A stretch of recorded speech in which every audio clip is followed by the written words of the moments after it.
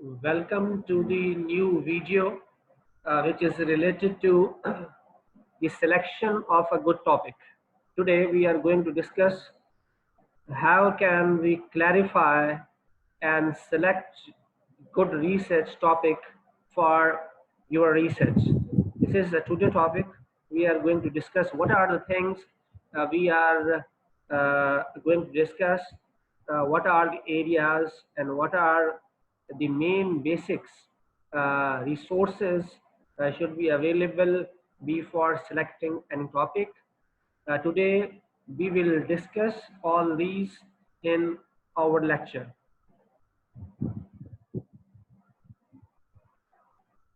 Okay, so our lecture basically is formulating and clarifying the research topic. Starting with a story of rat conversation with a cat. This is a small story.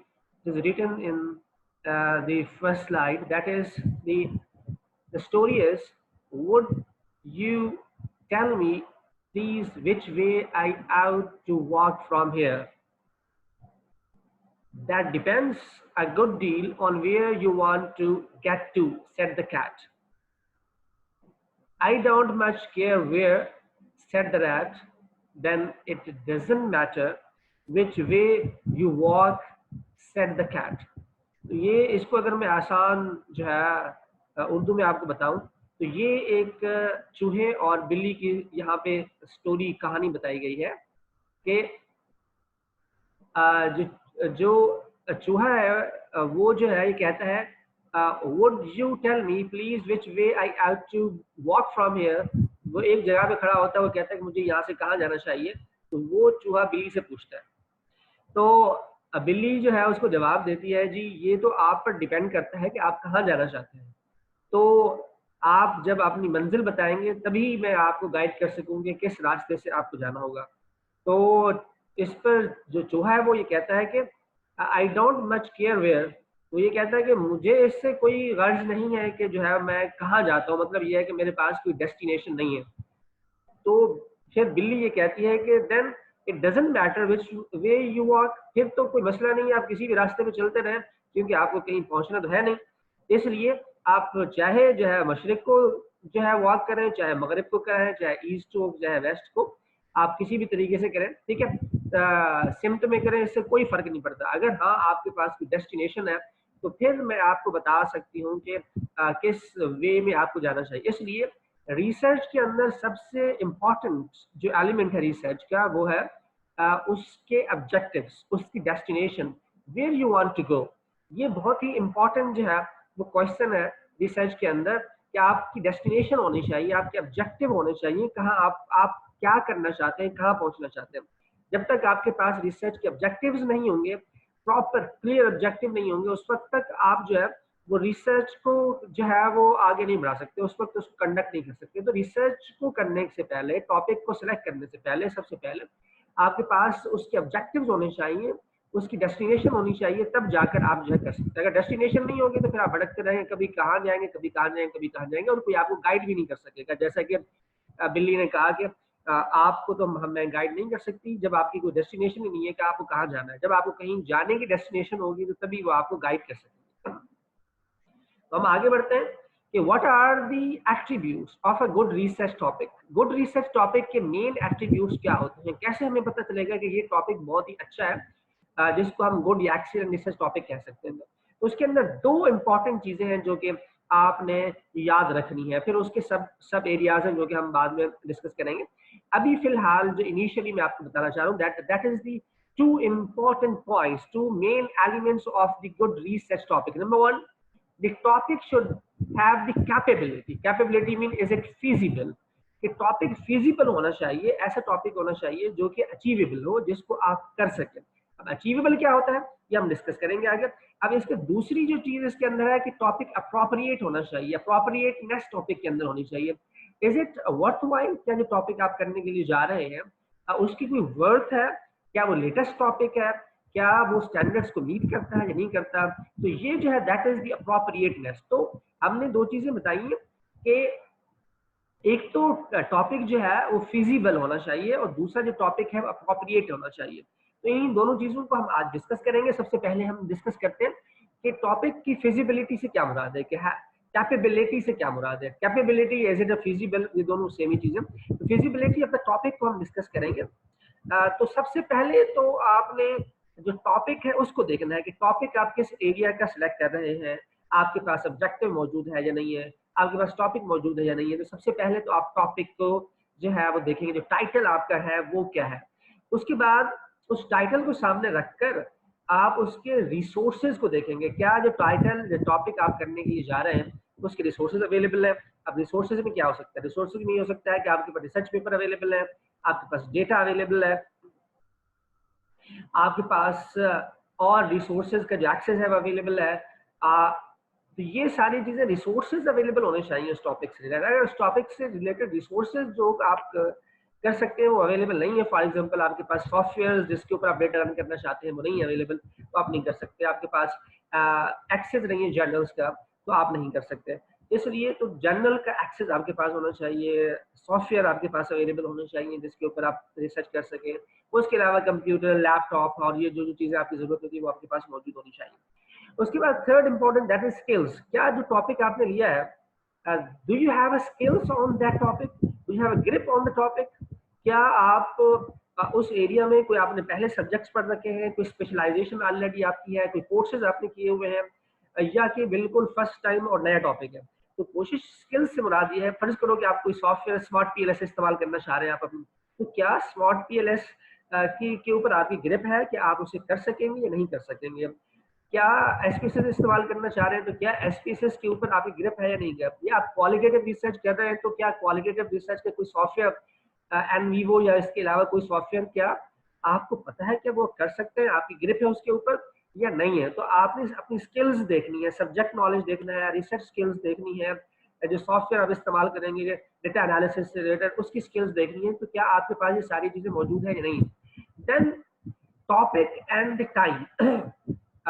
बाद researcher जो है ऐसा topic select कर लेते हैं जो 2-3 साल तक चलता है, लेकिन उनके पास जो टाइम जो होता है 3-4-5 महीने का टाइम होता है।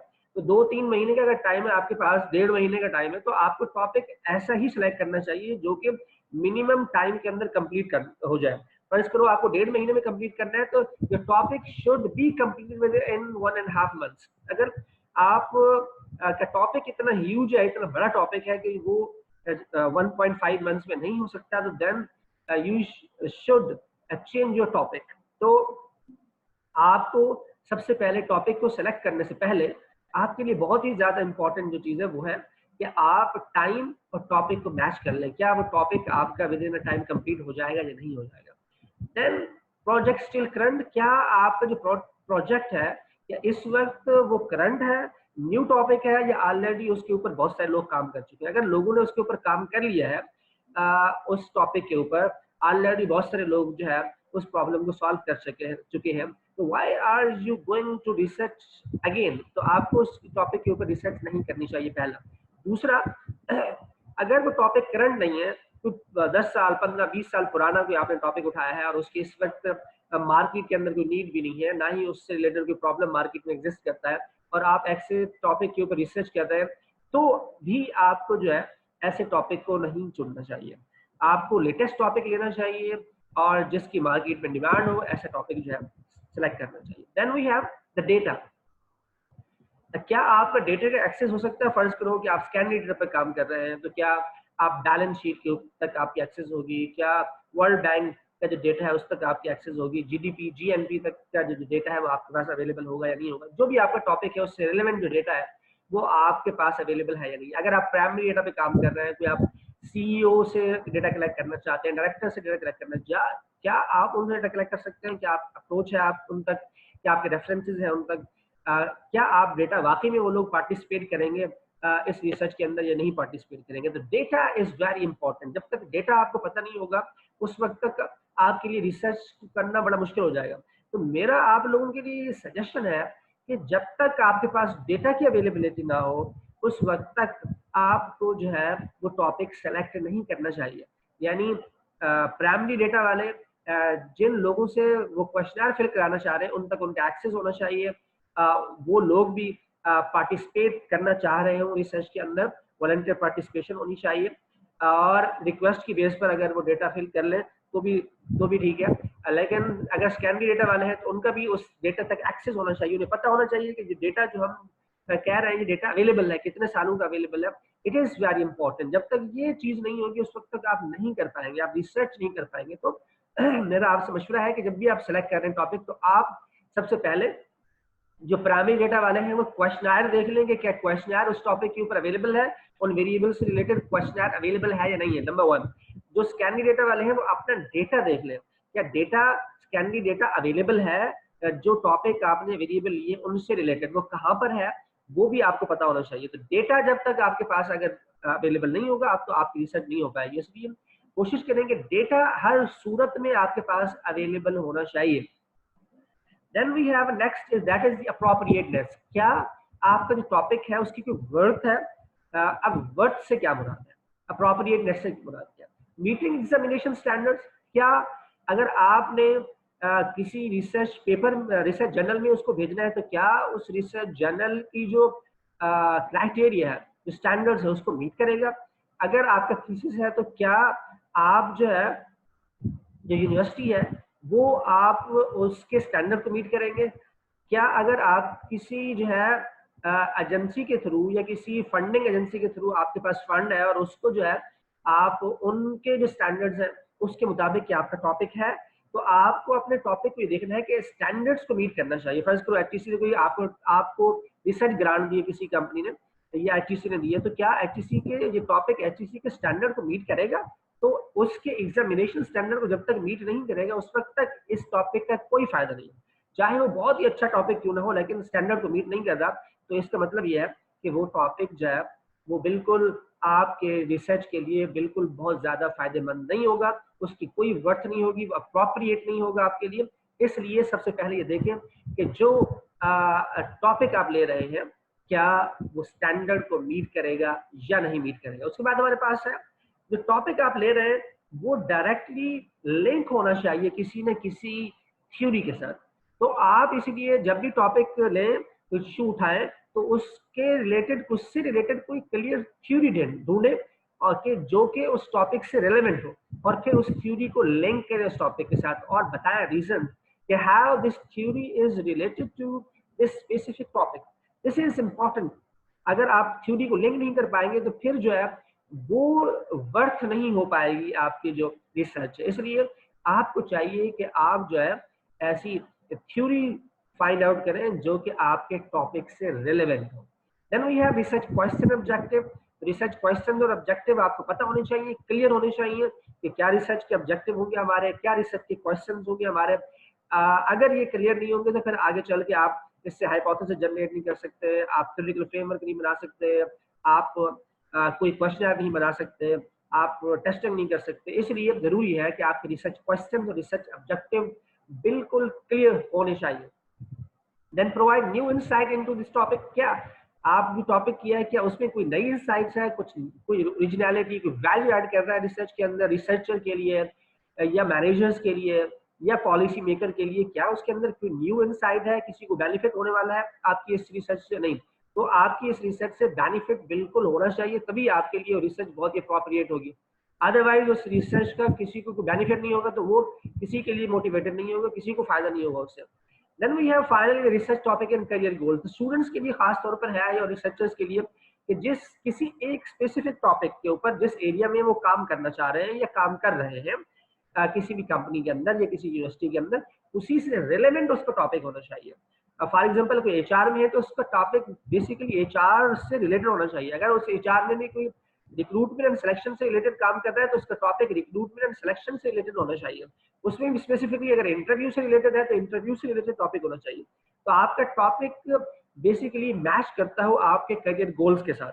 फर्ज करो कि आप एफएमसीजी में काम करना चाहते हैं तो आपकी रिसर्च बेसिकली एफएमसीजी के ऊपर होनी चाहिए, और जिस स्पेशलाइजेशन में आप हैं, जिस डिपार्टमेंट में आप काम कर रहे हैं उस डिपार्टमेंट से रिलेटेड होनी चाहिए। तभी आपके लिए जो है वो इम्पोर्टेंट रोल प्ले करेगी, आपके करियर ग्रोथ के अंदर बेनिफिट होगा, प्रमोशन में बेनिफिट होगा, और आपके एडवांस में बेनिफिट होगा। अदरवाइज वरना ये रिसर्च आप करते रहेंगे तो आपको बहुत ज़्यादा बेनिफिट नहीं मिलेगा। तो मैं रिपीट कर रहा हूँ कि आपका टॉपिक जो है उसके मेन 2 पॉइंट हैं कि उसको अप्रोप्रिएट होना चाहिए और आपका टॉपिक जो है वो फिजिबल होना चाहिए। तो फिजिबिलिटी और अप्रोप्रिएटनेस की मैंने डेफिनेशन बता दी कि उसके अंदर क्या क्या चीज़ें शामिल होंगी अप्रोप्रिएटनेस में और फिजिबिलिटी के अंदर।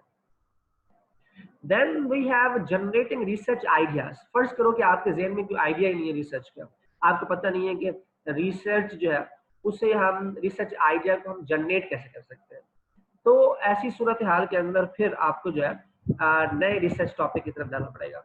तो इस टॉपिक को हम अगले नई वीडियो के अंदर हम शुरू करेंगे। Thank you very much. मुझे उम्मीद है कि आपको रिसर्च का टॉपिक सेलेक्ट करने में, उसकी अप्रोप्रिएटनेस में और उसकी फिजिबिलिटी में ये वीडियो आपको हेल्प करेगी और आप एक अच्छा रिसर्च टॉपिक जो है उसको सेलेक्ट कर पाएंगे। तो अच्छा रिसर्च टॉपिक को सिलेक्ट करने के लिए ये जो चीज़ें मैंने आपको बताई हैं ये बहुत ही ज़्यादा इंपॉर्टेंट है। इनको आपने सबसे पहले इन चीज़ों को देखना है और उसके बाद आप अपने रिसर्च टॉपिक को सिलेक्ट करना है, देखना है कि वेदर इट इज़ अप्रोप्रिएट और not. Thank you very much.